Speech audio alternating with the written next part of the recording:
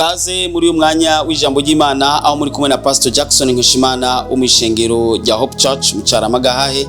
Reka dusome amajambo y'Imana yanditse muri Matayo 13 ku murongo wa 40. Turamanuka gato havuga ngo nk'uko urwamfu rutororokanywa rugaturirwa mu muriro niko bizoba ku muhero w'isi.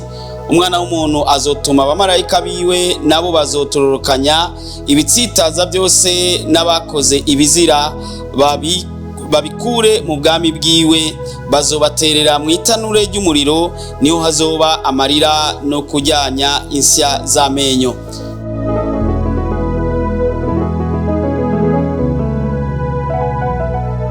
Chuti mukunzi, ngomba kumvugana nawe wowe uri kurandaba muri uno mwanya, ndakubwira ikintu kumbure utahora wiyumvira ko cyane, ngira ndakubaza ikibazo uze kwishura umutima wawe giti mbega ni wapfa uzojahe.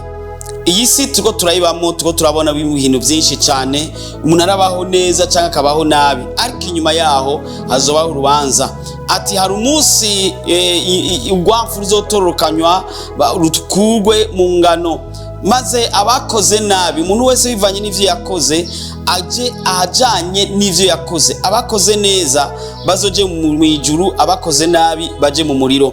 Akabazo ndakubaza kandi wishura umutima wawe, ntumbwire jewe ariko wishura umutima wawe, mbega ni wapfa uzojahe? Uruko uravuga ngo nivyo, ngo ndiko ndarondera ubuzima, niyo mpamvu nkora ibi vyaha, niyo mpamvu niba, niyo mpamvu mbesha, niyo mpamvu ntukana, niyo mpamvu sambana, niyo mpamvu ukagerageza kwerekana impamvu zitandukanye, kandi uriko urazisugira umuntu arakumva akagutahura. Ariko ikibazo nawe umutima wawe urakubwira bivanye n'ivyo urimwo, bivanye n'ivyo umaze iminsi ukora, bivanye n'ingene umeze uno munsi, urazi neza ko ushobora kuzoja mu ijuru cyangwa uzoja mu muriro. Ikibazo nico kimwe uze kwiyishura. Abakoze neza bose bazoja mu ijuru, kandi bakaba baramwakiriye Yesu Kristo nk'umwami n'umukiza w'ubugingo bwabo, kuko Yesu niwe nzira n'ukuri n'ubugingo. Nawe ushika kwa data Yesu atamujanye. Abakoze nabi bose banse kwakira Yesu n'abamwakiriye mugabo bakabandanya bakora ivyaha, bose bazoja mu muriro.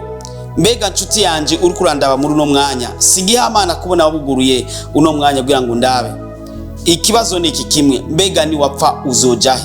Mu ijuru cyangwa mu muriro? Nimba uziko utazoja mu ijuru, reka ndagusengere wihane kuri uno mwanya, kandi ucurondera umukozi w'Imana akwegereye kugira ngo agufashe nibikurikira. Ego cyane, reka ndagusengere. Mwami Yesu ugira neza kandi uragororotse, ndasengeye mwene data afashe ingingo nziza yo kukwakira nk'umwami n'umukiza w'ubugingo bwiwe. Ndasengeye n'uyu mwene data wundi yaramaze iminsi yigenza ukutariko, arafashe umugambi wo guhindukirira kugira ngo agaruke kuri wewe mwami.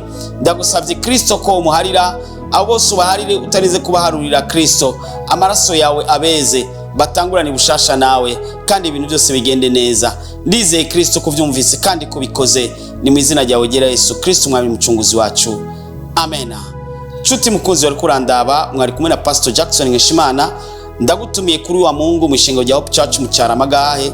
Imana izokugirira neza. Ni barabara rya 12, ni barabara bita igimbaho, ntihagoye. Kaze cyane, Yesu aguhezagire.